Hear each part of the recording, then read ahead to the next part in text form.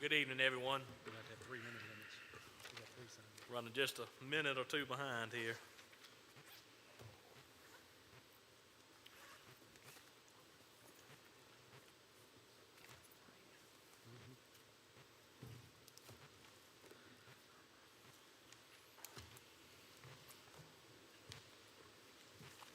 All right. Welcome, everyone. We're going to call to order the Pittsylvania County Fire and Rescue Commission meeting Thursday, October 19th, 2023, 6:30 p.m., 39 Bank Street, Chatham, Virginia. If you would, please call the roll. James Holly. Here. Ben Meeks. Here. Alan Casper. Here. Ward Rowland. Here. Tim Cassell. Here. Brian Shields. Kermit King. Here. Steve Stallings. Here. Coleman Mayhew. Here. Bert Sellers. Here. All right, thank you. If y'all would, please, we'll have a moment of silence.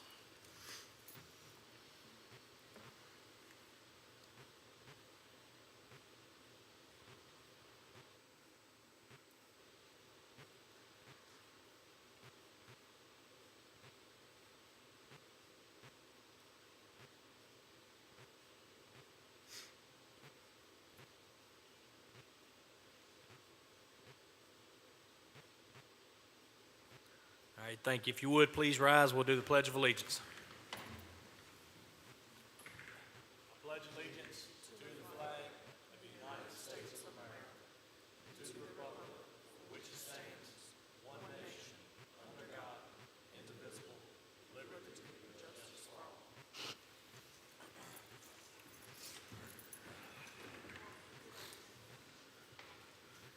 All right, thank y'all. That's going to bring us down to item 5. Any additions and revisions to the agenda? Please take a moment and review your agenda, and if you have any additions, let me know.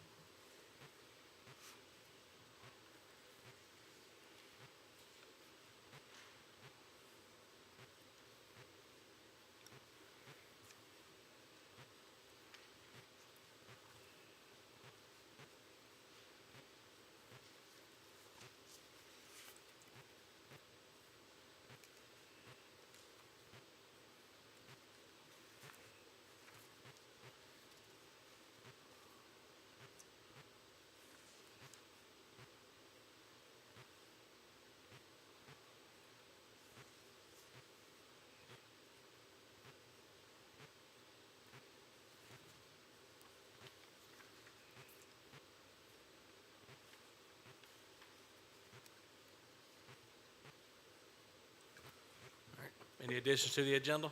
Or- Mr. Chairman, Yes, sir. I don't think any of us has seen this document laying here before us, and I think due to the nature and following protocols, I'm requesting a closed session on this document. Okay. So we're going to add closed session to the agenda. That'll be item under 13, new business. It'll be item E. That's in form of a motion also. Okay.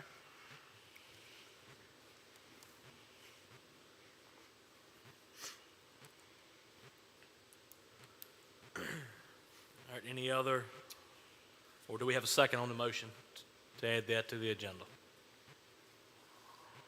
I'll second it. All right, got a motion by Kermit King, second by Alan Casper. Any discussion on the motion? All right, if not, call the roll, please. James Holly. Ben Meeks. Yes. Alan Casper. Yes. Ward Rowland. Yes. Tim Cassell. Yes. Kermit King. Yes. Steve Stallings. Yes. Coleman Mayhew. Yes. Bert Sellers. Yes. All right, thank you. That passes. Now we'll need a motion to accept the agenda since we had an addition to it. Motion by Tim Cassell, Second. second by Jimmy Holland. Okay. Thank you, gentlemen. Any questions on the motion? If not, call the roll, please. James Holly. Yes. Ben Meeks. Yes. Alan Casper. Yes. Ward Roland. Yes. Tim Cassell. Yes. Kermit King. Yes. Steve Stallings. Yes. Coleman Mayhew. Yes. Bert Sellers. All right, thank you. That motion passes. Now, if you would take a moment and review your September minutes, please.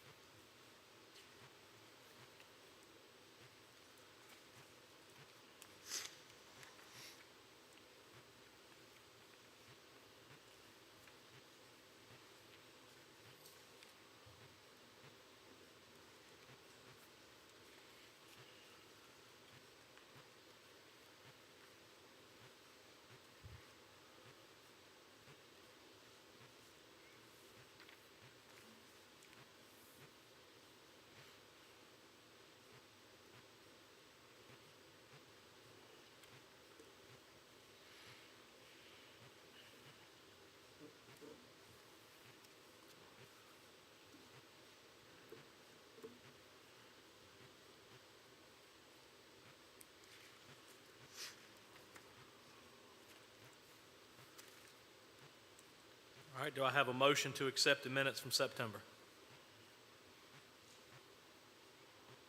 I move that we accept them. Okay, got a motion by Mr. Holly, Second. second by Kermit King. Any questions on the motion? All right, if not, call the roll, please. James Holly. Yes. Ben Meeks. Yes. Alan Casper. Yes. Ward Roland. Yes. Tim Cassell. Yes. Kermit King. Yes. Steve Stallings. Yes. Coleman Mayhew. Yes. Bert Sellers.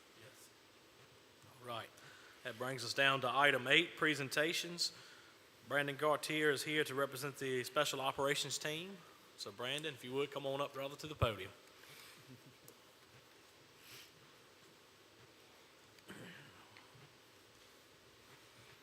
Welcome. Thank you. Myself and members from HURT, Blair's, Gretna, and quite a few other departments have been trying to get the Special Operations Team revitalized. Currently, we have $15,000 in the budget for this year to spend for capital improvement for, equipment and so forth. This is for looking for the budget for 24, 25. We would like to request $15,000 for capital improvement for that year, as well as about $10,000 in training to be able to get the VDFP Swiftwater 1 and Swiftwater 2 rescue class. Since VDFP has changed, they are now requiring any members to have the new curriculum, which the people that have been to the Charlotte classes or any of the other classes are no longer going to be recognized under the state of Virginia. Okay. All right, so it's $15,000 you requested in the budget, additional capital, and then $10,000 for training to bring Yes, up. sir. That would Okay. be for next year. So, Okay, awesome. All right. Any questions for Brandon? Special Ops Team? Are y'all still meeting, or do y'all? yes, we've had a few meetings. Currently, we've been trying to work through our roster of the members that were current. The members that have kind of washed through the cracks and washed away.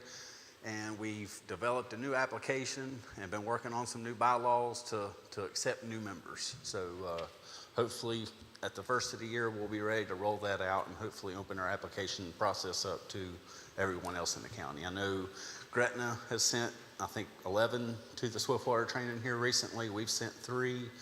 I believe Blair's have sent a few in the last year. So That's good. Okay. Any other questions for Chief Gautier? All right, Brandon, we've got your request down, and keep up the good work. Thank you for all coming right, tonight. thank you. Yes, sir. All right, that brings us to hearing of the citizens. Do we have anyone signed up, Director Keith? Yes, sir, you got 3 tonight. All right, let me read the little piece first then.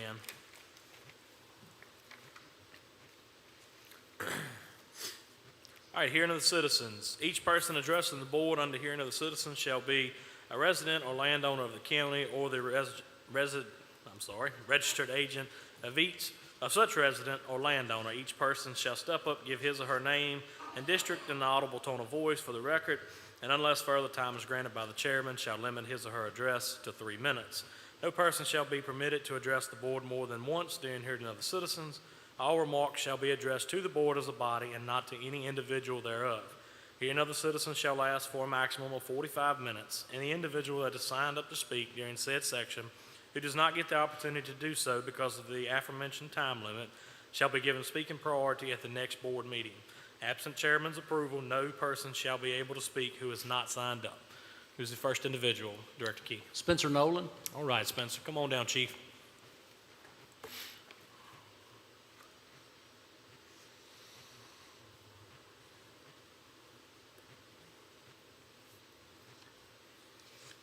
Good evening. Good evening, Mr. Chairman. My name is Spencer Nolan, Senior, resident of the Westover Magisterial District of Pittsylvania County. Gentlemen, we got an election coming up that's very well going to chart the future of volunteer fire departments and volunteer rescue squads in Pennsylvania County. It's been a rough couple of years, just speaking from a lone guy from the line who's out here as an active member. It's been a rough couple of years, and the last few months have especially been rough with some of the things that's happened towards our volunteers. It's important that our volunteers participate in the electoral process. It's important that we get behind and support folks that's going to support us. And let's have some positivity instead of negativity, and some cooperation. And to represent the values that we were all raised on here in Pennsylvania County, okay? How a person votes when they go behind that curtain, that's their own business. But as far as I go as a fireman, I'm going to be supporting Vic Ingram, the Tunstall District, Maury Whittle for the Westover District, and Mr. Fox for the Chatham-Blairs District. Appreciate all you're doing, and I do hope and encourage my fellow volunteers to get active, get involved. There's a lot riding on this election. Thank you for your time. Thank you, Chief. Thank you. All right, sir, next one. Frank Fox. Frank Fox, come on up, sir. Good evening. Good evening, Chairman Meeks, members of the commission. I am Frank Fox from Chatham-Blairs District. And yes, I am a candidate, but the reason I wanted to speak tonight was based on the resolution that you had to create last month in order to communicate with the Board of Supervisors. That resolution having to do with provider complaint process was something that you needed to belong to in the beginning. In fact, the whole service agreement did not have your input. So let me get this straight. We can trust you to save somebody's life. We can trust you to save a house, but we can't trust you to save money so that we have to follow everything you do with an audit. And since we gave you 0 increase in this budget, then anyone that doesn't do an audit already and has to do an audit, that's an additional expense. Now, my mother didn't raise any smart children, but I know that your grandmother, if she's on Social Security, she got 8.7% this year, and the volunteers got nothing, more than they got in the year before. And don't get me wrong, you need to justify what you request in the budget, but then the Board of Supervisors needs to justify what you actually got.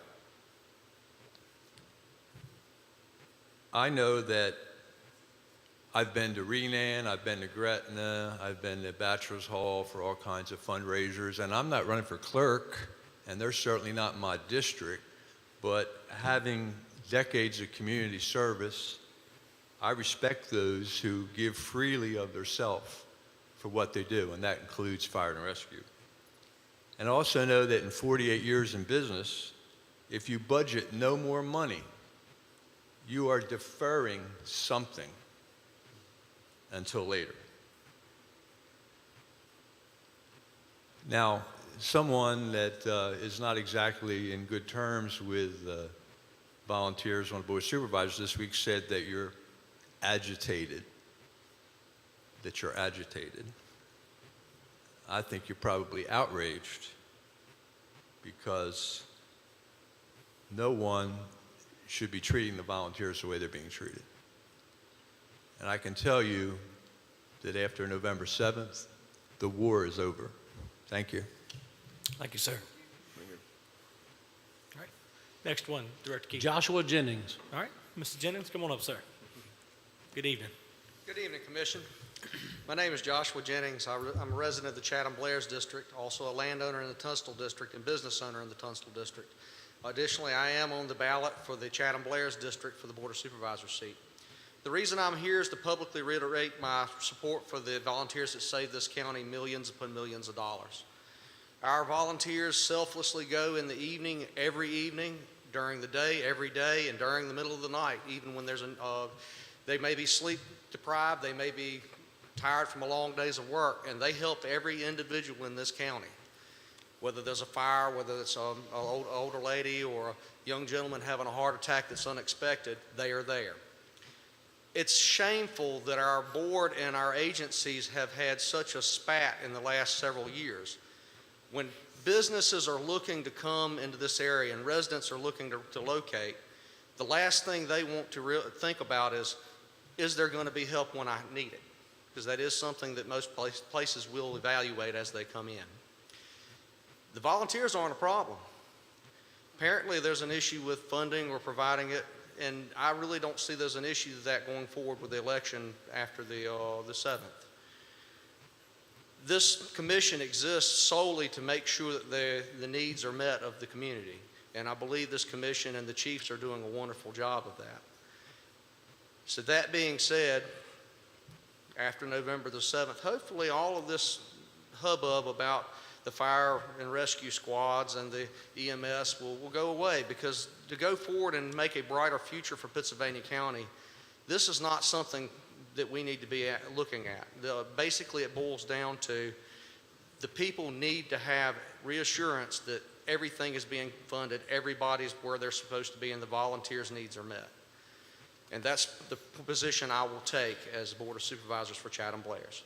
Thank you for all the work that y'all do and seeing that the needs are met, and y'all have a wonderful night. Thank you, sir. Appreciate you. All right, is that all? Yes, sir. Thank you, sir. All right, brings us down to item 10, Fire and Rescue Association report. Dean Fowler, Chief Fowler. Nothing to report at this time. Okay, thank you, sir. All right, brings us, item 11, County Staff Reports, Director Key. The ATL funds, I've still got 3 packets left, so all those have basically been delivered. The 4 for Life funding packets are out there to all the agencies. Currently in training, we've got 2 Firefighter 1 classes going on, one at Blair's and one at Gretna. I know Chief Fowler's taught in the one at Blair's, and I know he said they're doing really good. This week, I think it's a little rough because they're in hazmat, but hopefully they'll get through that okay. We got verification from the state. We've got a basic pump ops class and rural water supply class coming in the spring. It'll be in March and April. I want to remind everybody, last week was Fire Prevention Week. And, anybody that had any pub ed events they went to, please send that in. We want to get that publicized as much as we can, to include it in the newsletter and on the website. I also had a career day at the end of September at the ODAC, and we were able to get some volunteer interest forms, and I've had those delivered. So making a little bit of headway. The SCBA, testing of the SCBA has been sent out, so SureFlow should be contacting the agencies to get that lined up within the next 2 months. And also my fit test machine at this time has been sent off for calibration, so that'll be back up and running hopefully the 1st of November. That's all I have, sir. Thank you, Director Key. I can attest for the class, the Fire 1 class at Gretna. It's 28 members in that class from departments all over the northern end of the county, and I think it's a couple from the south end as well that for scheduling come up, but they're doing really well. I talked to the lead up there, David Brooks, and he said they're doing really well. So with the class going on at Blair's and the class going on at Gretna, that's really good. That's a lot of trained firemen we possibly can get out of that. So we'll support them all we can.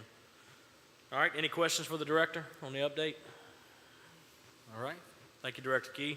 Brings us down to unfinished business.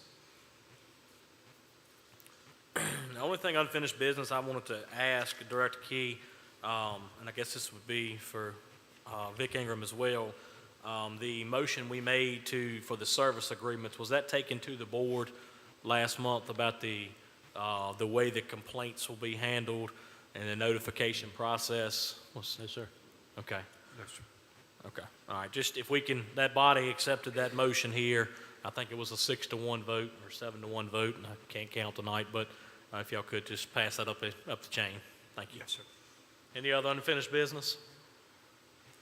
All right, that's gonna move us down to 13A, new business, Board of Supervisors Communications. Mr. Vic No, Ingram. sir. Have nothing this time. All right. Next month, hopefully some good news. Yes, Thank sir. you. We're moving right along. We might actually make Donna. All right, 13B, it's going to be budget update. I'll take that one. So myself, Chief Fowler, Chief Neal, Director Key, Deputy Director Scott Hutcherson, we sat down and started the budget process, going line by line, working through that. Put in about 2 solid hours. I think Mike's wife was ready to come whip him because he was missing dinner, but you know, he told us we had to make it quick, but y'all know how much Mike was talking, so nothing was going to be quick. But no, I appreciated him being there, and we're going to get Mr. Stallings in on the next meeting with us. But just want to give you guys a quick update. We're working on it. We got about halfway through, maybe halfway through that document.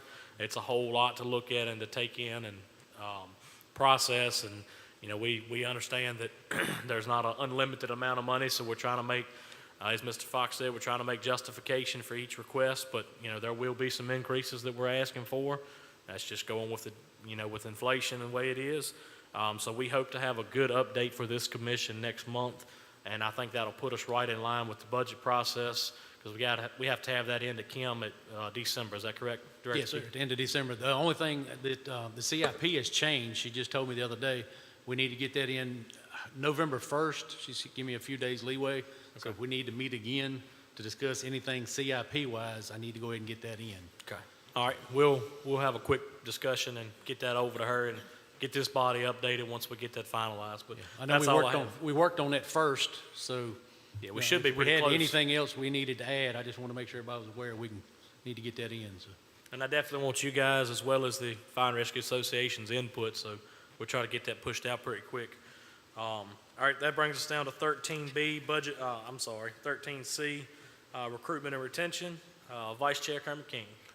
Nothing to report at this time, Mr. Chairman. Okay, thank you, sir.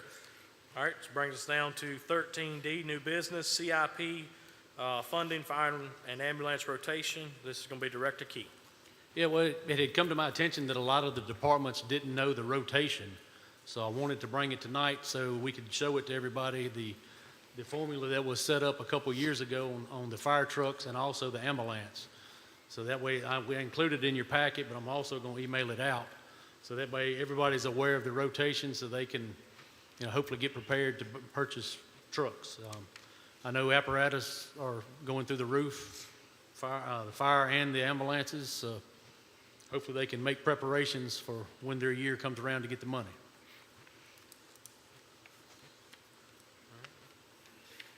If you guys want to take just a second and review that document, if you have any questions. I will say that the way the ambulance CIP is set up, it's similar, not identical, kind of similar to the way the state does it for the Rescue Squad Assistance Fund. When we set that up, I know Dean and Vice Chair Kermit King was involved with the commission. This was the previous commission, but we set that up then. That was a fair system, we thought, to the rescue agencies. It's a point system, and you get awarded so many points for the last year that you had funding. So, you know, for every year it's been past that, you get a point. And then for the age of the vehicle, you get a point. So ever how many years old the vehicle is, you get that many points. Engine hours, because you know, that's what matters. Miles doesn't really matter, even though some of our agencies are making 45 and 50-minute or I'm sorry, 45 and 50-mile transports, you know, those hours, those trucks sit and run a lot. You know, going to the scenes and then while you're working on the patient and then sitting at the hospital while you're doing the reports. So we went by engine hours. 1 hour of run time is an average of 60 miles, so you get a point there for that. And then there's 3 points for every 100 calls answered, so we also give credit to the agencies that are answering their calls. They get additional points, and then you get 5 bonus points if it's a remount or if you're remounting the ambulance. So it's a total of 40 is what you got to achieve. That originally started at 45. We brought it down to 40 because we thought that was a little bit more attainable and fair. But we just wanted to put this out here to make sure the agencies knew it shouldn't be any issues reaching the 40, but if for some reason, you know, an agency has some questions or concerns, they're more than welcome to talk to Director Key. They can talk to Chief Fowler, or they can come here and talk to us. Yes, Chief Fowler.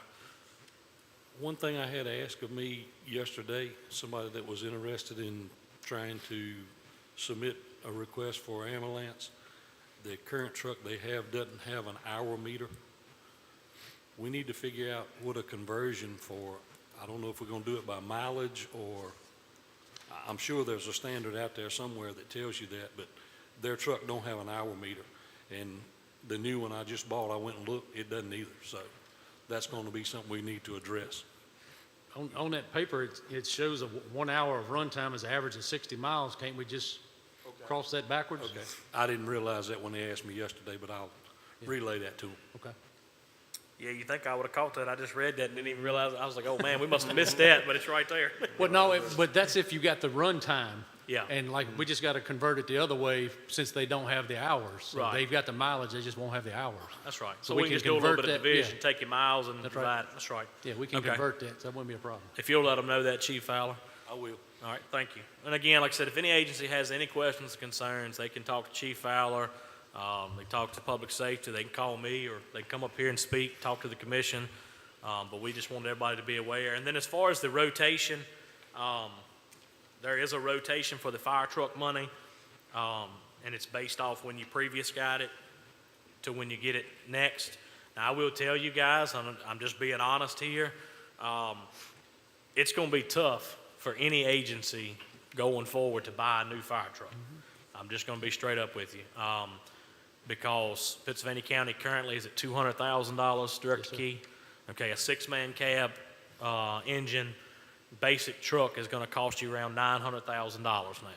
I know that because we just ordered one a year ago, and we won't get it till 2026. You know, so given something doesn't change there, we're really going to have to look hard at our CIP going in the future, because these agencies can't do stews and rely on the funding that they get. I mean, our communities are good to us, but you won't never sell enough stew to buy $1 million fire truck. And that's just the reality that we're at. So, you know, the rotation is there. The money is available currently. The money is what the money is. So if you are trying to purchase a truck and it's your turn, please take advantage of that. But we do understand that it's not even a third of the truck. It's not a quarter of the truck. We know that. And we're trying to work on that. That's a long discussion that our budget committee was having. And again, that'll be up to the board that takes over next year to address, so. And it also has to meet the minimum specs. I didn't Yes. include that in there, so just, I mean, especially if you're looking at a used vehicle, it's got to meet those minimum specs. And that's the hard part, the line we're gonna have to get to eventually is if we don't get the CIP funding adjusted more appropriately to the inflation that's happened with these truck manufacturers, then all these agencies are going to have to start buying used vehicles. Well, then we're going to have to look at those specifications. I agree right now with what they stand. You know, we need, you know, if you're buying a new truck in this county, it needs to have a certain amount of water on it and whatnot, because we're a rural county. I get that. But it's tough when you put so much stipulations on a department that's paying 3/4 of the truck or more. So we're going to have to really look at those stipulations as well if we can't get that CIP funding up. So, any questions or comments on the CIP truck rotation and ambulance funding? All right, thank you, Director Key. All right, we've moved quick tonight. That brings us down to 13E, It's going to be closed session. Before we go into closed session, I just want to make it known, we did receive an anonymous complaint from a citizen dealing with fire and rescue, so the commission is going to be looking into this, and we will be addressing this accordingly. So we are ready to move into closed session if you'll read us in. Okay. The Virginia Code legally allows public bodies to enter closed session for the protection of the privacy of individuals and personnel matters not related to public business. Accordingly, the following closed session is proposed. Under legal authority, Virginia Code, Section 2.2-3711A4, subject matter is a letter from a concerned citizen. The purpose is for review and discussion. We will need a motion and a second to go into closed session. I make a motion, we go into closed session. All right, got a motion by Colonel King and a second by Mr. Holly. Any questions on the motion? If not, call a roll, please. James Holly, Yes. Ben Meeks, Yes. Alan Casper, Yes. Ward Rowland, Yes. Tim Cassell, Yes. Kermit King, Yes. Steve Stallings, Yes. Coleman Mayhew, Yes. Bert Sellers. All right. If y'all will bear with us, we're going to step to the other room and have closed session and hopefully be back momentarily.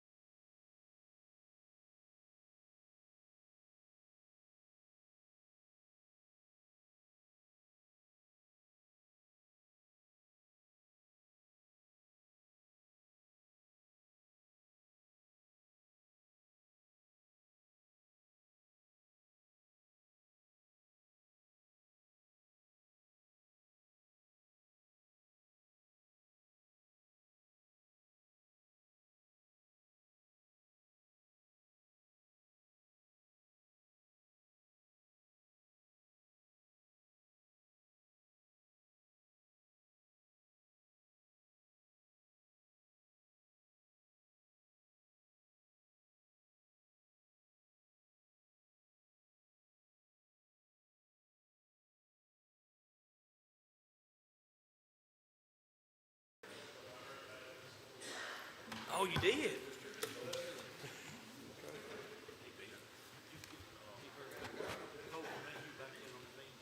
Yes.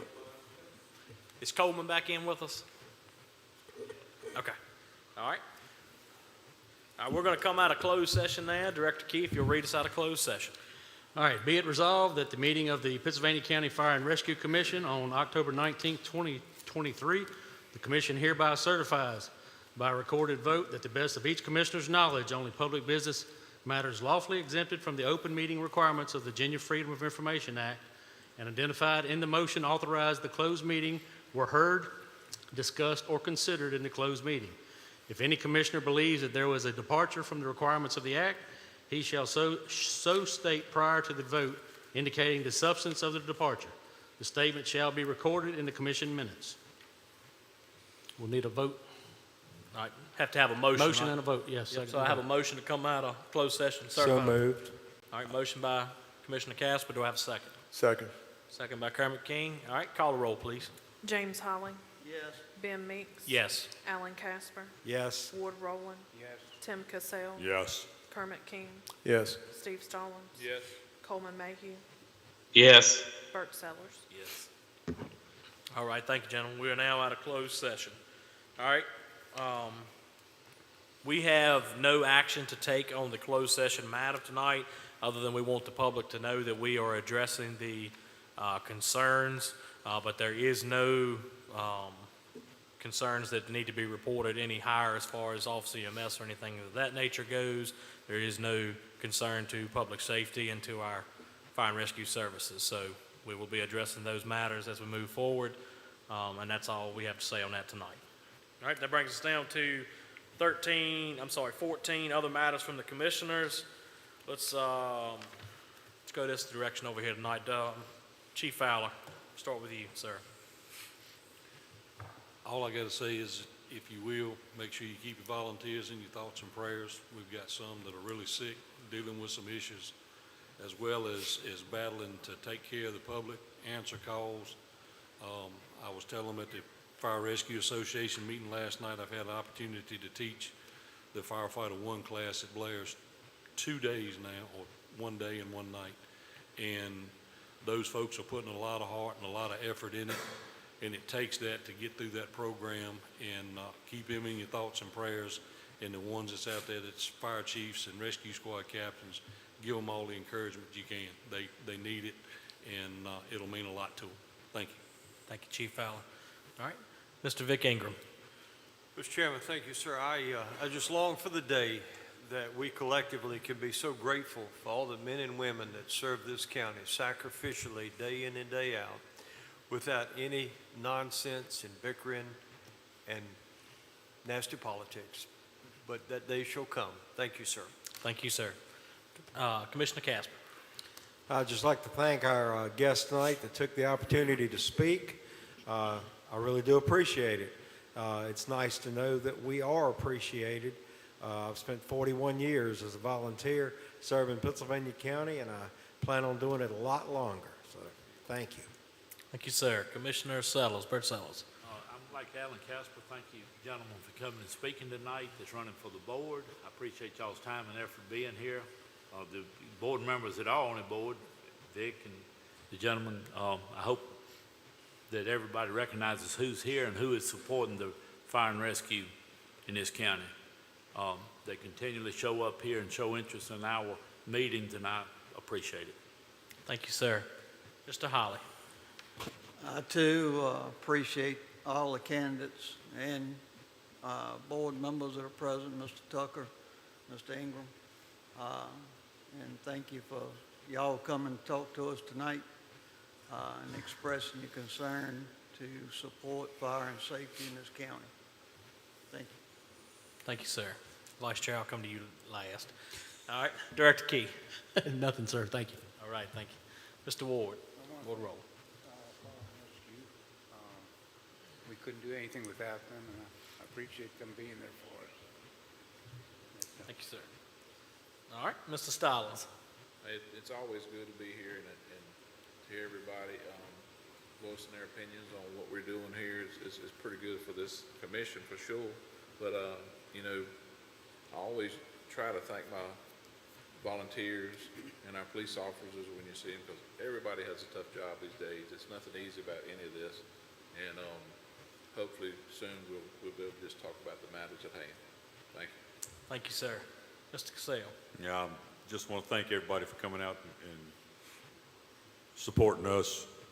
Whoever wins, both of you sound like you're on the same train with everybody. Good luck. Thank you, sir. All right, Mr. Mayhew on the phone with us. I'd like to just say thank you to our fellow commissioners here for their dedication and support for the Fire and Rescue Association. Thank you, Coleman. All right, Vice Chair. Yes, I'd like to thank our volunteers for the job that they do.